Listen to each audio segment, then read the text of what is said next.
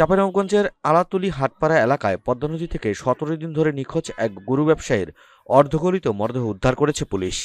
নিহতের নাম গুলকাজুর ওরফে কাজল। তিনি সদর উপজেলার চরগঙ্গা ইউনিয়নের চাকপাড়া গ্রামের বাসিন্দা এবং মৃত আলতাফ হোসেন ওরফে ফিরোজ মেম্বারের ছেলে। মঙ্গলবার বিকেলে সদর উপজেলার আলাতুলি ইউনিয়নের গোদাগাড়ি হাটপাড়া ঘাট এলাকা থেকে মরদেহটি উদ্ধার করা হয়।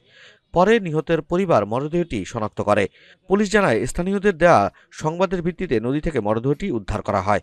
মরদেহ উদ্ধার শেষে ময়নাতদন্তের জন্য ২৫০ শয্যা বিশিষ্ট চাঁপাইনবাবগঞ্জ জেলা সদর হাসপাতালে পাঠানো হয়েছে। এ বিষয়ে অতিরিক্ত পুলিশ সুপার ওয়াসিম ফিরোজ বলেন, নিখোঁজ গুলকাজুরের পরিবার মরদেহটি শনাক্ত করেছে। ময়নাতদন্তের প্রতিবেদন পাওয়ার পর তদন্ত সাপেক্ষে প্রয়োজনীয় আইনগত ব্যবস্থা গ্রহণ করা হবে। ঘটনাটি ঘিরে এলাকায় চাঞ্চল্য সৃষ্টি হয়েছে। চাঁপাইনবাবগঞ্জ থেকে আজিমুদ্দিন, নিউজ ডেস্ক।